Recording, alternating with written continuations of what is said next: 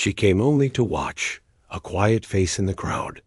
Mocked, doubted, dismissed, just Daniel Carter's forgotten daughter. But one glance changed everything. A Navy SEAL commander saw the tattoo on her wrist, the same mark her father once carried. Into war. In that moment, silence fell. Secrets long buried stirred awake, and her life would never be the same. Asterisk. Before we dive in, don't forget to like this video, share it with a friend, and hit the subscribe button. And if you want to hear more powerful stories like this one, tap the bell icon so you never miss an update. All right, let's begin. The American flag fluttered above the chain-link fence, its colors faded by sun and rain. Beyond it, the Navy SEAL training grounds stretched wide gravel lots, squat barracks, and a parade field worn bare by boots. The town outside the gates was small, the kind of place where everyone knew everyone, and most people either worked at the base or served those who did. Emily Carter sat on the wooden bleachers at the far edge of the training field, her hands folded in her lap. She hadn't planned on coming, but the flyers around town had caught her eye. SEAL demonstration open to the public. She figured it was just another show, something to keep locals proud of the base and its men. Still, curiosity had pulled her here. She wasn't dressed to impress, just a plain denim jacket, faded jeans, and boots scuffed from years of wear. Her brown hair, tied back in a loose braid, caught the afternoon wind. Most people in the stands were families, wives with children, old veterans, curious townsfolk. She didn't belong with any of them. Not really. The loudspeakers crackled. A voice rang out, "Ladies and gentlemen, welcome to today's demonstration. You're about to witness the strength, skill, and precision of the United States Navy SEALs."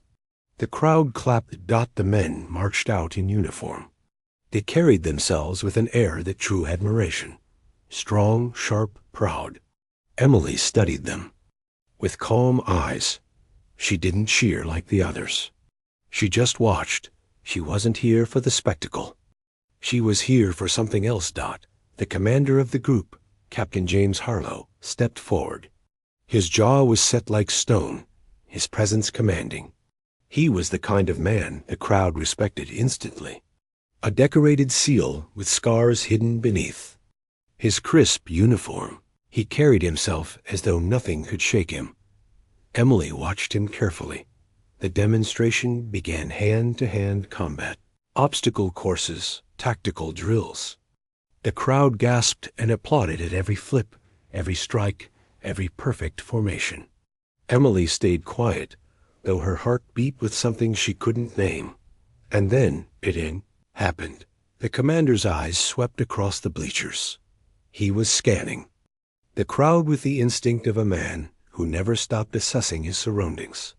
His gaze moved past dozens of people before it stopped. Stopped on her. Emily shifted, uneasy. She wasn't used to being noticed. Not like this. Harlow's sharp eyes narrowed. He wasn't looking at her face.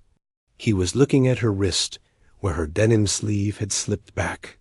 The ink was visible, just a small piece of a tattoo, dark lines curling across her skin. For a moment, the commander froze. His voice faltered. The drill behind him stumbled slightly. The first break in perfection all afternoon. Emily quickly pulled her sleeve down, but it was too late. The crowd hadn't noticed, but the commander had. His jaw tightened.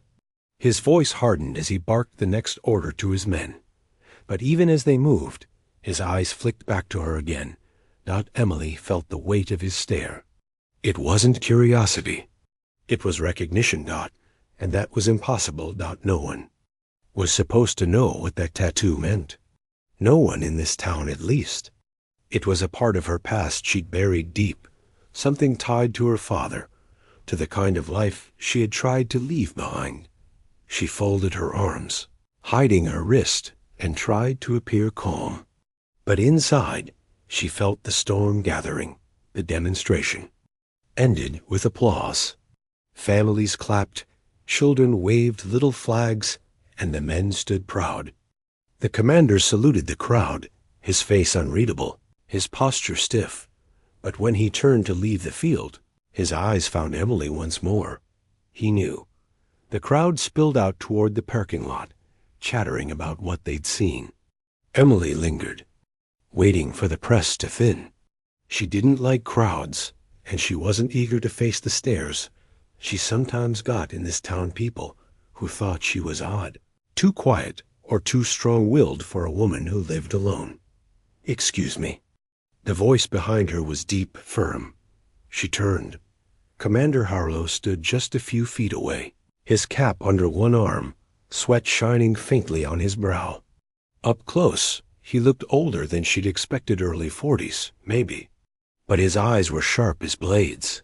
"You," he said, not unkindly, but with weight. "Where did you get that tattoo?" Emily stiffened. "That's none of your business." Something flickered in his gaze, surprise at her bluntness, maybe even respect. Most people stumbled over their words around him. She hadn't. He nodded, slowly, as though considering her answer. "Do you know what it means?" Emily held his stare.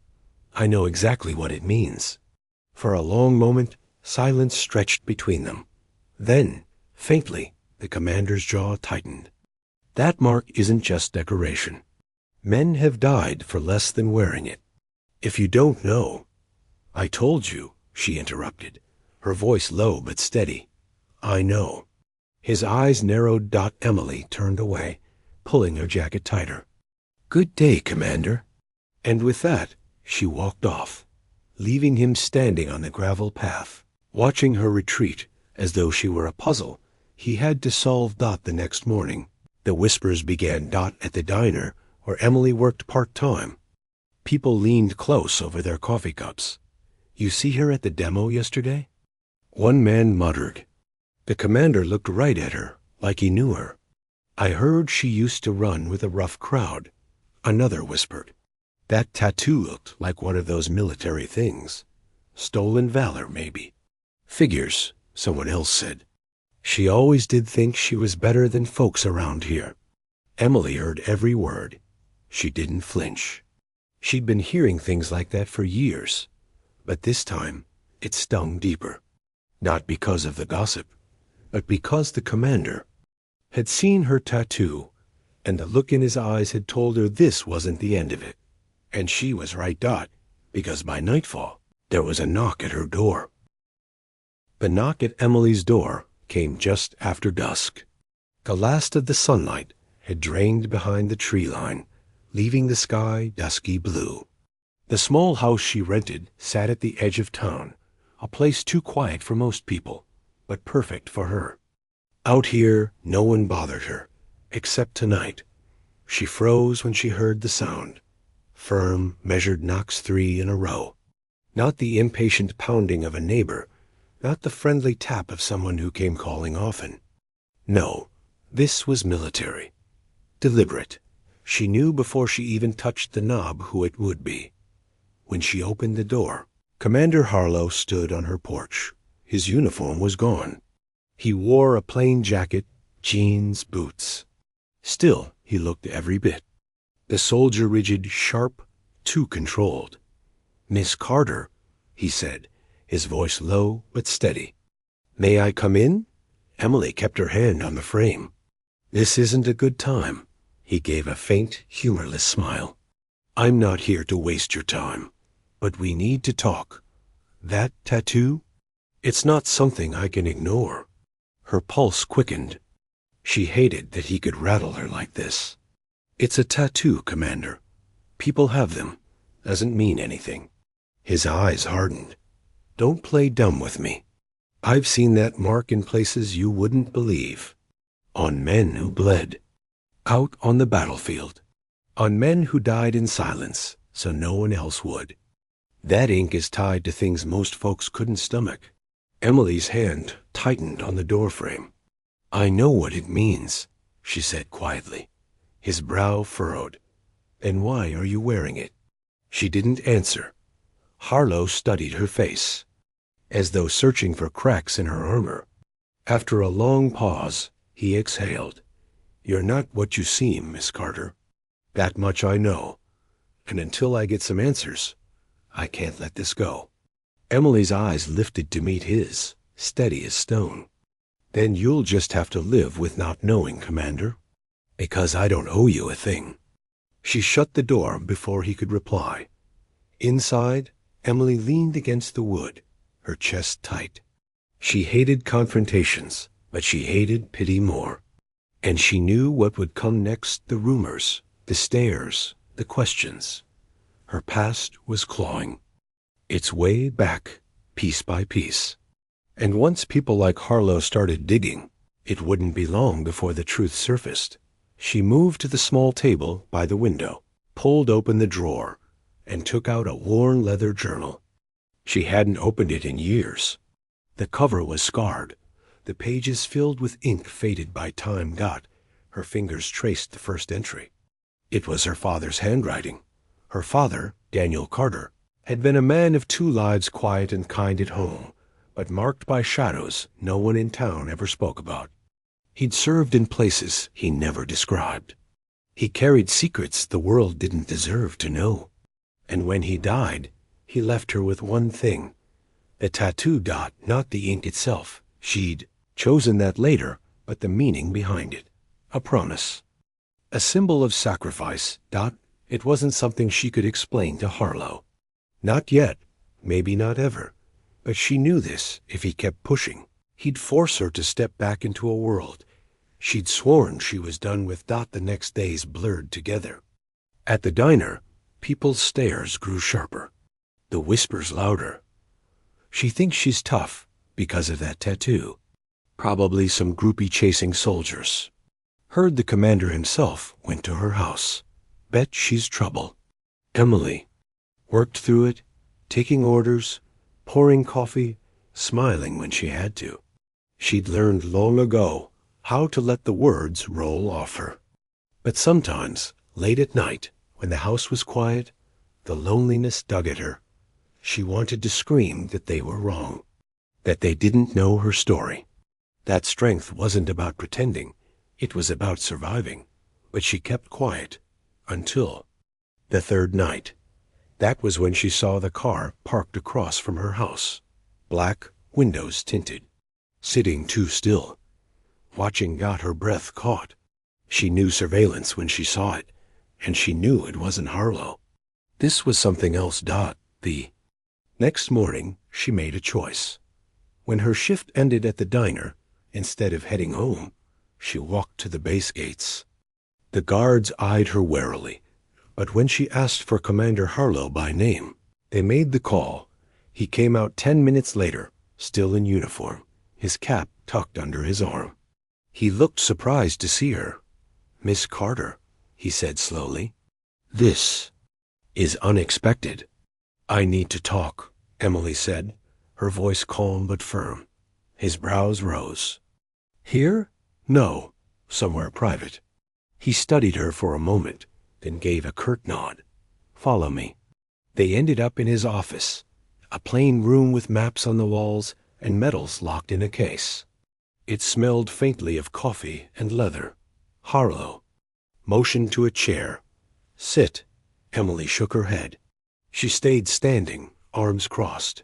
"There's a car outside my house," she said. "It's been there 2 nights, watching me." Harlow stiffened. "What kind of car?" "Black, tinted windows, civilian plates." His jaw tightened. "And you're telling me this because I think it's connected to what you saw."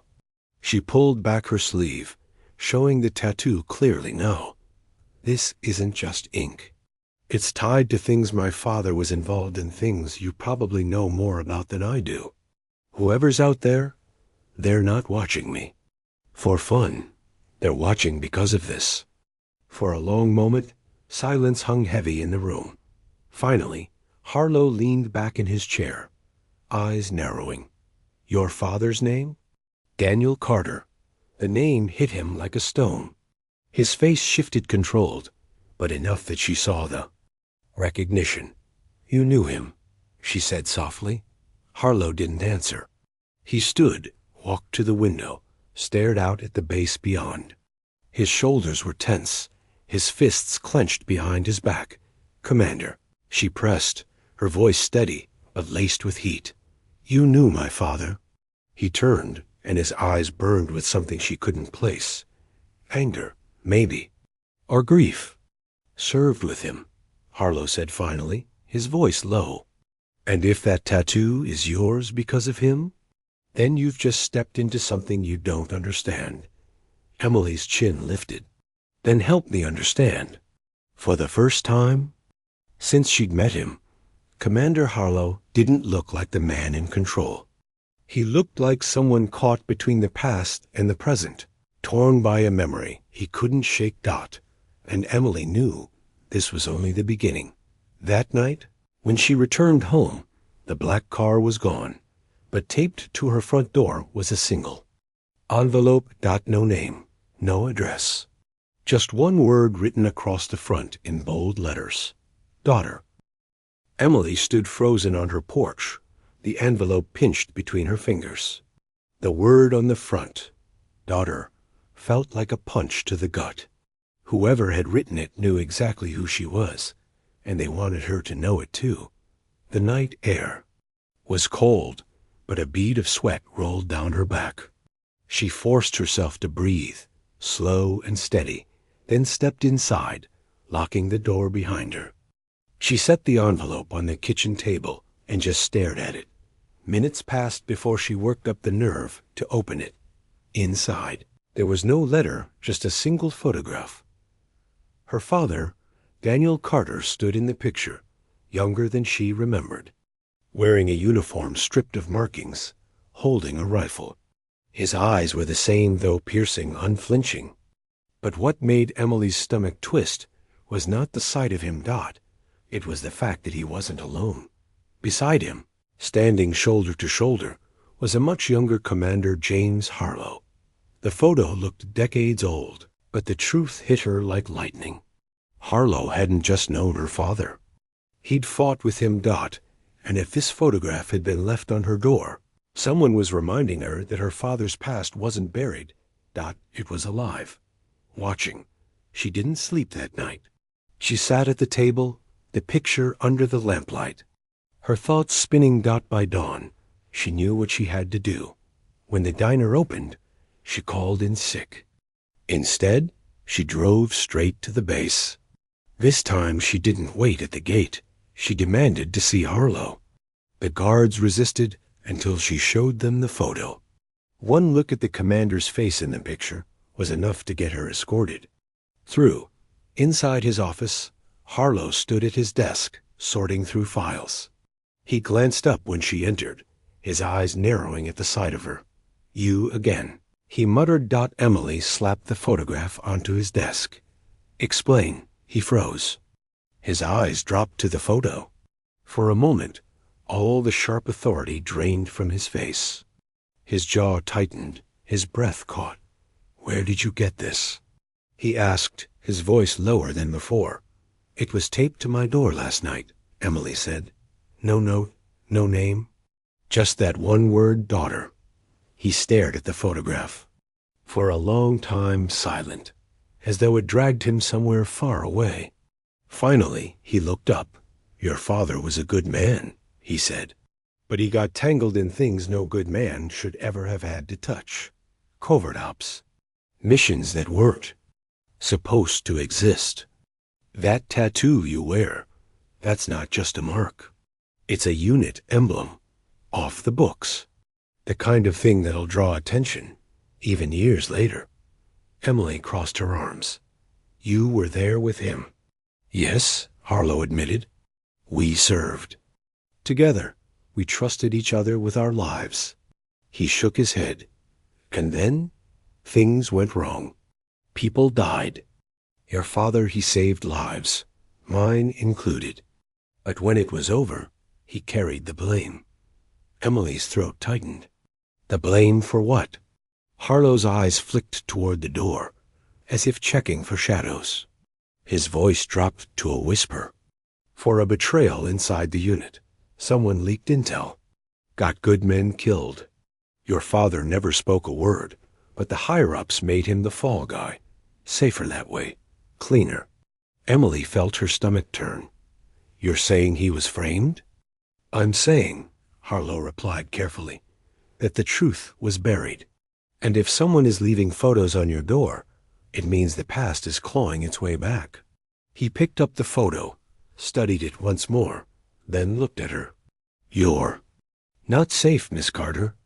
Whoever's behind this, they're not just sending warnings. They're circling. Emily swallowed hard, but her voice came steady. Then we fight back. For the next few days, Emily noticed subtle changes at the diner. A man she'd never seen before sat at the counter, sipping coffee without ever ordering food. His eyes lingered on her longer than normal at the grocery store. A dark sedan rolled slow through the parking lot, its windows too black to see through. And twice, when she drove home after work, she caught headlights trailing her all the way. To the edge of her property, she didn't scare easy. She never had, but this wasn't gossip anymore. This was something bigger. One evening, as the sun dipped low, Harlow showed up at her door again. This time she let him in. Pack a bag, he said simply. Emily blinked. Excuse me? You're being watched. I can't protect you if you stay here. She shook her head. I'm not running, Commander. I've lived here for years. I'm not going to disappear because some car sits on the road. This isn't about fear, Harlow said, his voice sharp. It's about survival. Whoever's after you isn't going to stop. You think that photo was a scare tactic? It was a test. To see how you'd react. To see if you'd go crying for help. And now they know you came to me. Emily's chest tightened, but she lifted her chin. Then, maybe that's exactly what they needed to know. He stared at her, and for the first time, a flicker of something softened in his eyes. Respect. You're just like him, he muttered, stubborn to the bone. Or strong, Emily countered. He almost smiled. Almost. Next morning, Emily woke to the sound of tires crunching on gravel. She peered out the window. 2 vehicles. Dark. Unmarked. Doors opened. Men stepped out, 3 of them. Plain clothes, but their movements were too sharp, too precise to be casual, military, or ex-military. Emily's pulse raced. She grabbed her jacket, slipped her father's old journal inside, and opened the back door. She wasn't about to wait for trouble to knock this time. She made it through the woods behind her house, the branches clawing at her sleeves, her boots crunching on fallen leaves. She moved fast, breathing steady, just as her father had once taught her when they used to hike together. By the time she reached the road a mile away, she heard an engine roar to life behind her. Too close. A pickup truck slowed beside her. The passenger door swung open. Get in. Harlow barked. Emily didn't think. She jumped in, slamming the door just as the dark vehicles burst from the trees in pursuit. The commander's truck tore down the road, gravel spitting from the tires. Emily gripped the seat. You knew they'd come? I guessed, Harlow said grimly, eyes locked on the rear view. But not this soon. Then what now? Harlow's jaw set. Now, Miss Carter, we stop running, and we start digging. They drove for hours, leaving the town behind, crossing into back roads that twisted through farmland and thick woods. Finally, Harlow pulled into a worn-down cabin tucked deep off an old trail. This is safe? Emily asked. As safe as anywhere. Harlow said. Belonged to a man I trusted. He's gone now, but the place still stands. Inside, the cabin smelled of cedar and dust. Old maps lined the walls. A radio sat in the corner. It felt less like a home and more like a bunker. Emily set her bag down, then pulled the journal from her jacket. She placed it on the table between them. My father left this, she said. I never understood most of it. but maybe you will. Harlow opened the journal, flipping through pages of coded notes, sketches, and dates. His eyes grew darker. Deeper he read. Finally, he looked up. This isn't just a journal. It's a record. Missions, names, places. Your father was keeping track of something he wasn't supposed to. Emily's chest tightened. Like proof? Like a trail. Harlow said. A trail that leads to whoever betrayed us back then. Emily leaned forward. And we find them. We finish what my father started. The commander's eyes met hers. For a long moment, silence hung heavy. Then he nodded, firm. All right, he said. We do this together. But outside, deep in the shadows of the trees, a figure crouched. With binoculars pressed to his face, he lowered them slowly, a cold smile creeping across his lips. Into his radio, he whispered. They've taken the bait. Both of them. The cabin was quiet except for the soft shuffle of pages as Harlow worked through Daniel Carter's journal. Emily sat across from him, arms folded, watching the lines etch deeper into the commander's face as he read. She had grown up with that. Book hidden in the bottom of a trunk, told never to show it to anyone. As a teenager, she'd tried deciphering the scribbles, but it had always been half code, half gibberish. Now, seeing Harlow pore over it, she realized it wasn't gibberish. At all. It was truth hidden in plain sight. Finally, Harlow set the book down, his hand pressing firmly against the cover. These dates, he said. I remember them. Each one is tied to missions our unit ran. But look here, he was tracking things outside the missions. Movements, supply drops, payments. This isn't the work of a soldier. This is the work of someone building a case. Emily leaned forward. Against who? Harlow's eyes met hers, dark and heavy. Against one of our own. She felt her breath hitch. There was a traitor, Harlow continued. We suspected it even then. Intel was leaking. Men were walking. Into ambushes that shouldn't have happened. We whispered about it, but no one dared put it in writing. Too dangerous. But your father, he didn't just whisper. He recorded every detail. And that tattoo you wear, his voice dropped. That was our emblem. The unit. The brotherhood. For him to pass that on to you, it means he wanted someone to carry the truth if he didn't make it. Emily's throat tightened. You said they made him the fall guy. They did, Harlow said grimly, because it was easier to bury one man than admit betrayal in the ranks. He rubbed his jaw, staring at the journal. But now this proves he was onto something. Whoever left that photograph at your door, they don't just want to scare you. They want to know how much you've got. And they know I'm involved now. Emily crossed her arms, steadying her voice. Then we don't hide. We dig. We show them we're not afraid. Harlow studied her for a moment, then gave a slow nod. All right. But if we do this, Miss Carter, you need to understand once. We start pulling on this thread, there's no going back. These men, they don't forgive. And they don't forget. Emily straightened. Neither do I. The next morning, they set to work. Harlow spread maps across the cabin table, cross-referencing them with dates in the journal. Emily scribbled notes, her handwriting tight but quick. Together they traced a pattern. Operations run along the east.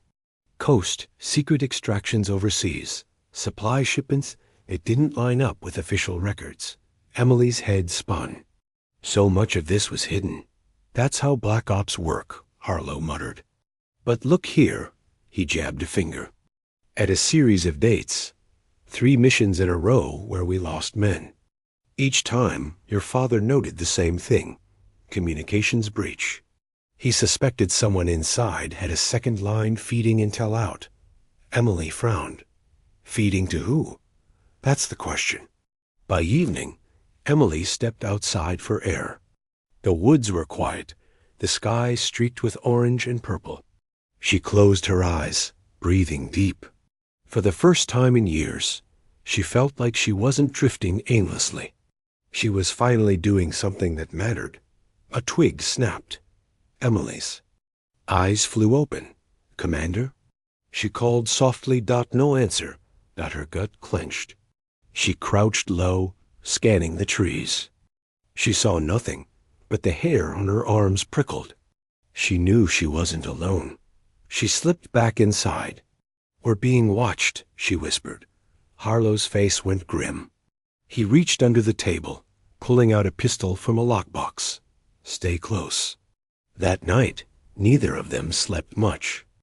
Harlow sat by the window, eyes scanning the woods, gun resting on his thigh. Emily tried to rest on the couch, but every sound made her flinch. By dawn, Harlow stood and pulled on his jacket. "We can't stay here.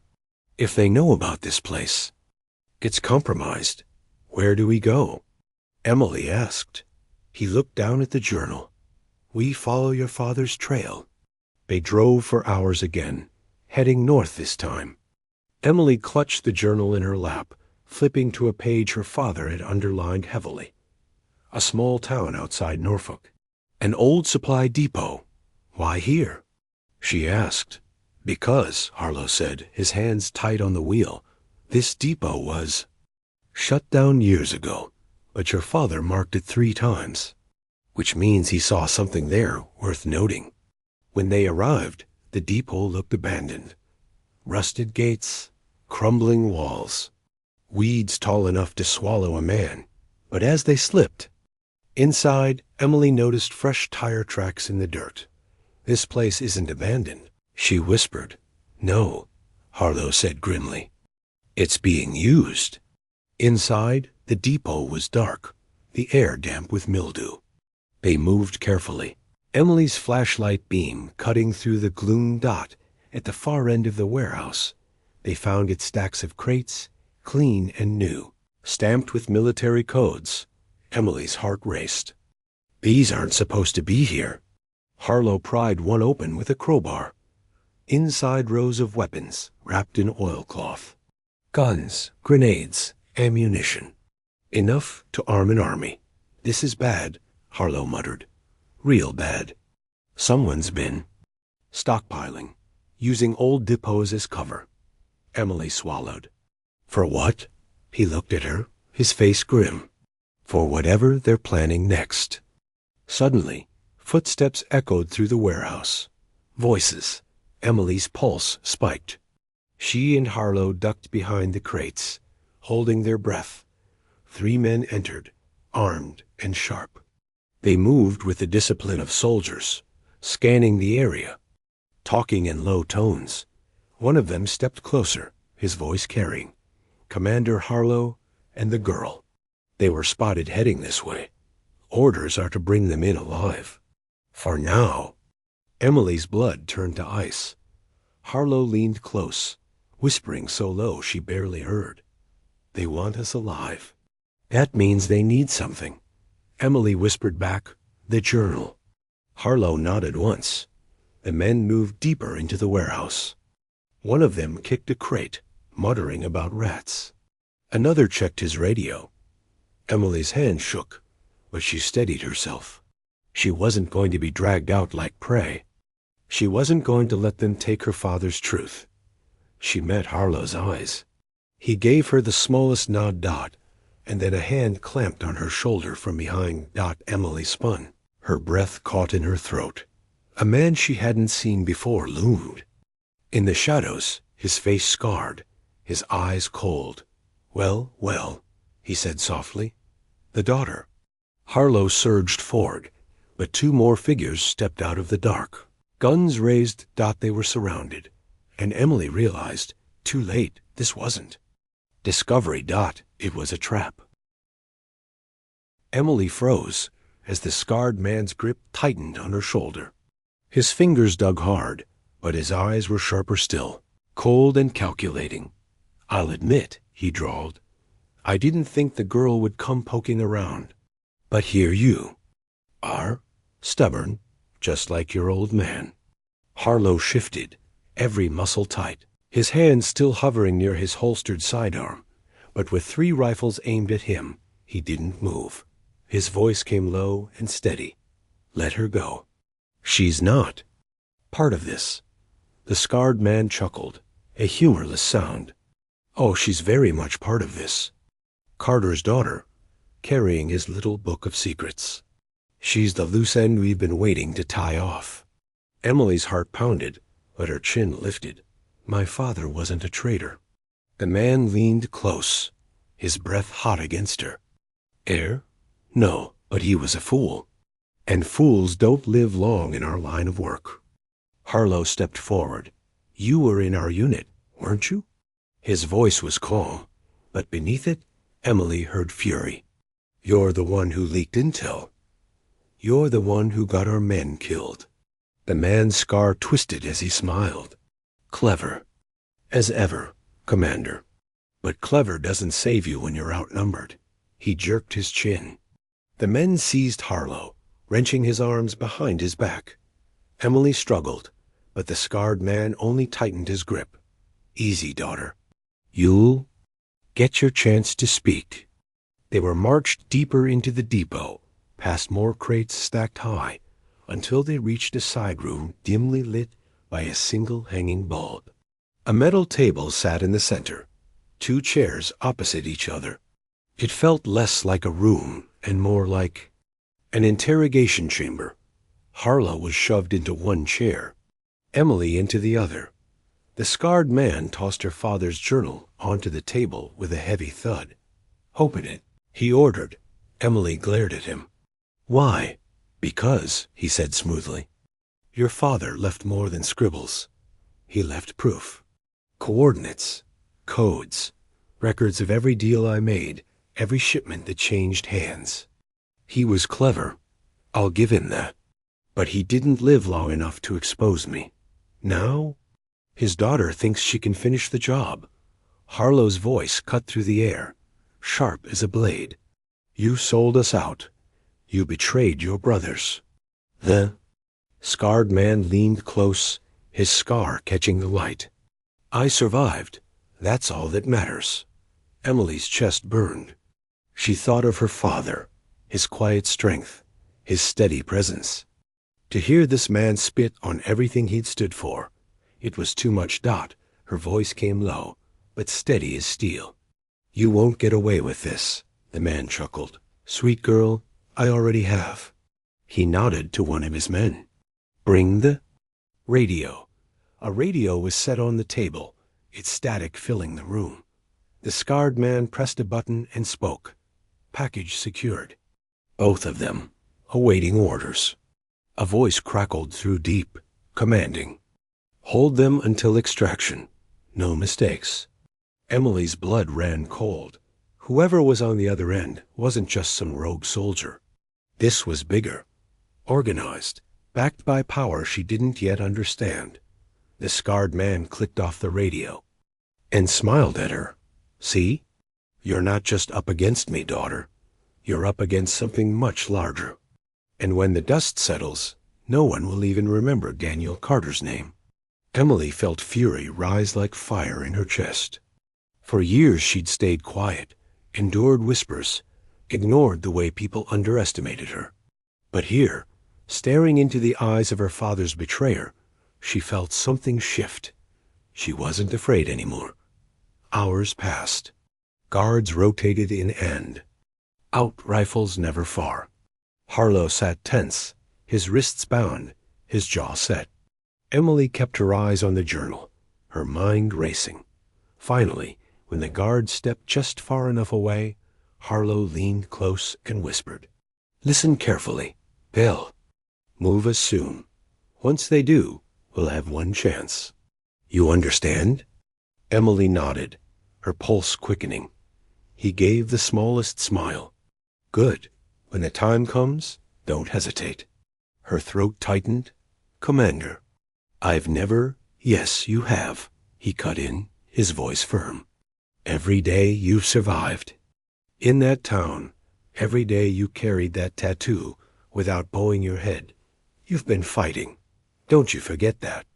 Emily swallowed hard. His words struck deep. She wasn't weak.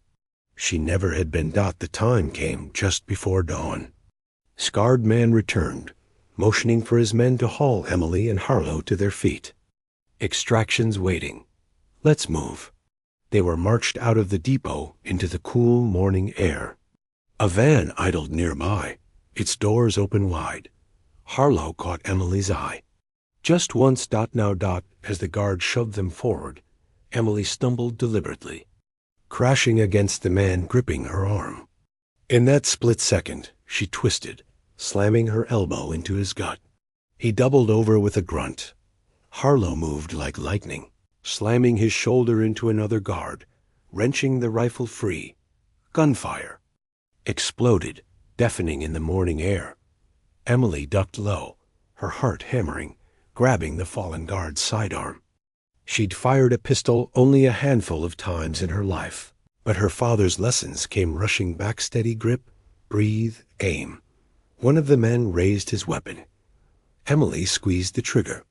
The shot cracked, and the man went down. Harlow covered her, firing controlled bursts. Move, Carter! He barked. She scrambled toward the trees, adrenaline surging.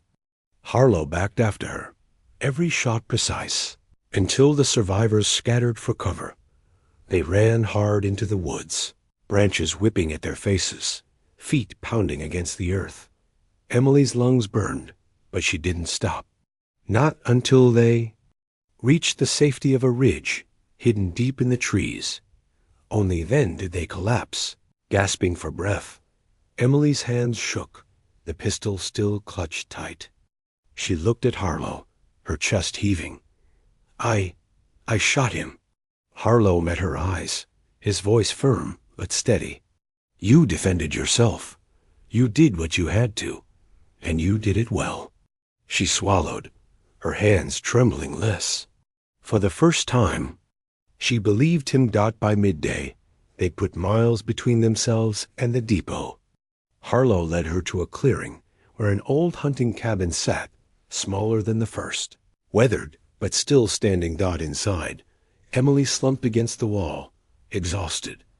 They'll keep coming, she said. Double quotes. Yes, Harlow admitted. But now we know who we're up against. And now we have something they don't. He held up the journal. Emily's eyes narrowed. The proof. Exactly. Harlow's gaze hardened. We exposed this. We dragged their secrets into the light. That's the only way this ends. Emily pushed herself upright, her exhaustion replaced by resolve. Then we don't wait. We hit them first. Harlow studied her, and for the first time, he didn't see just Daniel Carter's daughter. He saw someone standing on her own, a fighter. He gave a slow nod. Then let's finish what your father started. But miles away, in a darkened command room, the scarred man nursed a bloodied lip and spoke into his radio. They slipped through, but they won't get far. A cold voice replied, They've got the journal. Retrieve it. And Commander Harlow, bring him alive. He still owes me. The scarred man smiled thinly. Yes, sir. The cabin was silent, except for the sound of the fire popping in the hearth. Emily sat on the floor with her father's journal open across her knees. Harlow paced behind her, restless, scanning the maps he'd tacked on the wall. Neither of them had slept. Both knew time was running thin. Finally, Emily spoke, her voice low but steady. The entries keep circling back to one name. Not written outright, but hidden in initials, in codes. D.R. Harlow stopped pacing. His eyes narrowed. D.R. I know who that is? Emily looked up. Who? He swallowed hard, his jaw clenching. Rear Admiral David Rains. He was high up even back then. He had access to everything intel, missions, logistics. If anyone could feed information to the enemy and walk away clean, it was him. Emily's heart pounded. And he let my father take the fall. Harlow nodded grimly. Rains was untouchable. Too many stars on his shoulder. So when your father started digging, when he began piecing it together, Harlow gestured to the journal. Rains buried him instead. Emily closed the journal softly. And that's who we go after. Harlow stared at her for a long moment. Then, slowly, he nodded. The plan formed over the next hours. It wasn't much of a plan, more like a gamble, but it was the only shot they had. Rains was still stationed at a secure naval facility outside Washington, untouchable, surrounded by guards and insulated by power. But power only lasted as long as secrets stayed hidden. Emily and Harlow had the journal. They had proof. Now they needed to make the world see it. The night was cool when they arrived at the edge of the facility. Emily's nerves buzzed, but her hands were steady. Harlow moved beside her, silent, controlled. They slipped past the outer fences, cutting through a gap Harlow knew from memory. The place was a fortress, but he guided her like a man who had walked this path 100 times. At last, they reached the administrative wing. Windows glowed with light. Inside, shadows of men in uniform moved across walls. Emily held her breath as Harlow picked the lock. They slipped inside. The hall smelled of waxed floors and stale coffee. Every step echoed too loud in Emily's ears. But they pressed on, following signs until they reached a door marked Rear Admiral David Rains. Harlow didn't hesitate. He pushed the door open. Rains was there. Older now, his hair silver at the temples, his uniform immaculate. He looked up slowly from the papers on his desk, as though he'd been expecting them. "Well," he said smoothly. "Commander Harlow." "And Daniel Carter's little girl?" Emily stiffened. "You knew we'd come." Rains leaned back in his chair, smiling faintly. "Of course. You think I don't keep track of loose ends? That journal you're clutching, do you really think it's the first time it's landed in my orbit? Your father thought he was clever, scribbling down codes and dates. But he underestimated me, and so have you." Harlow's voice came sharp. "You sold us out. You betrayed your own men." Rains's smile never wavered. "I advanced my career. That's what matters. Those men were pawns. And pawns fall. But kings—" His eyes gleamed. "Kings stay standing." Emily's anger burned hot in her chest. She stepped forward, slamming the journal onto his desk. "Not this time. The truth is right here. Every shipment you skimmed, every soldier you sent to die, it's all here." Rains chuckled, shaking his head. "And who do you think will believe you? A washed-up commander and a waitress from nowhere. You'll be dismissed before you finish your first sentence. Meanwhile, I'll still be wearing these stars." Emily's voice was steady, fierce. "Not if the whole country hears it." She pulled a small device from her pocket, a recorder. The red light blinked bright. Rains's smile faltered. Harlow's lips curved in the faintest grin. "You've been talking a long time, Admiral. Long enough for anyone listening to know the truth."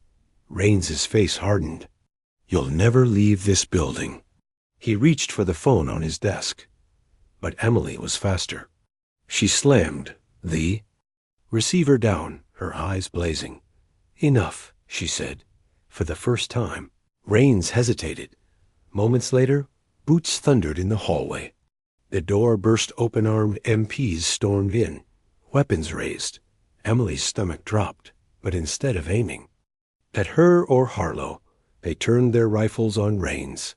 The lead MP spoke sharply. "Rear Admiral David Rains, you are under arrest for conspiracy, treason, and unauthorized dealings with foreign entities." Rains's face went pale. "This is absurd. Do you know who I am?" The MP didn't flinch. "We do, sir. And we also know who you really are."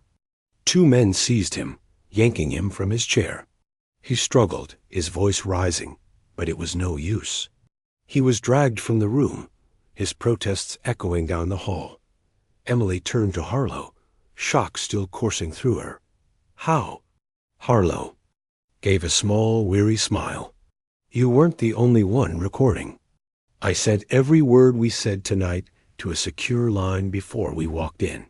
The walls are finally closing on him. Emily exhaled slowly, her chest tight with relief. Her father's name was no longer buried. Days later, the town buzzed with news. Newspapers carried the story. Navy Admiral arrested in treason scandal. Hero Daniel Carter cleared of false charges. At the diner, customers whispered in awe, their eyes shifting toward Emily with something new respect. She moved through the aisles with her head high. No more whispers. No more mocking. Her father's honor was restored, and with it, a piece of herself she thought she'd lost. One evening, Emily stood outside the diner, the sky painted gold by the setting sun. Harlow walked up, hands in his jacket pockets. They'll talk about this for a long time, he said quietly. Emily nodded. Good, they should. He studied her for a moment. You fought harder than most soldiers I've known. Your father would be proud. Her throat tightened, but she smiled softly. Thank you, Commander. For a moment, they stood in silence, the weight of everything behind them and the future stretching wide ahead. Finally, Emily looked toward the horizon. It's over now. Harlow shook his head, a faint smile tugging at his lips. No, it's just beginning. And with that, they walked into the fading light, not broken, not defeated, but stronger than ever. Emily Carter, once underestimated, once dismissed, had carried her father's truth into the light, and the world would never forget it.